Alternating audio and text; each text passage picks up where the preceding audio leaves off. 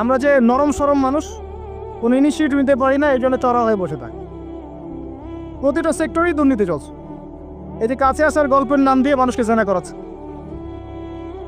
যুবক যুবতী school life থেকে মাহারাম, গায়রে মাহারাম, এই গায়রে মাহারামের সাথে স্কুল লাইফ থেকে শুরু হয়।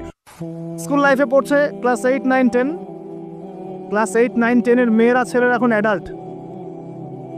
এরা এরা এমন কিছু করে যা আপনার কল্পনাও নাই। এই বয়সেও তো সব পাপ করা শেষ। এগুলো সাক্ষী আপনারাই, আমার উপর আমাকে ভালো মন্দ বলেন না, এগুলো সাক্ষী আপনারা নিজেরাই। নিজেদের ঘরগুলো দেখেন। আর সবচেয়ে বড় কথা হচ্ছে, ঘরের মানুষ কিন্তু কথা শোনে না। দেখবেন আপনি সারা দুনিয়ায় দিন কায়েম করে ফেলছেন, দিনটা, আর আপনার ঘরটা হচ্ছে নূহ আলাইহিস সালামের মতো। দেখবেন বউ কথা শোনে না, ছেলে কথা শোনে না। এটাই বাস্তবতা। কিন্তু নূহ আলাইহিস সালামের ঘটনা মনে নাই? 950 বছর দাওয়াত দিয়েছেন, শেষে গিয়ে বলছেন বিয়ান্নি মাগলুবুন ফান্তাসির, আল্লাহ আমি পরাজিত হয়ে গেছি, আমাকে সাহায্য করো, আমি পারছি না।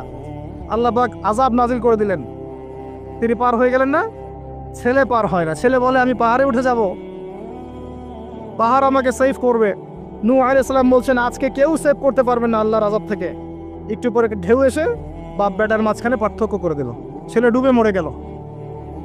তার স্ত্রী পর্যন্ত ঈমান নিয়ে আসলো না। আল্লাহর কাছে হাত তুলে দোয়া করছেন, আল্লাহ আমার ছেলে, আমার আহাল, আমার পরিবার।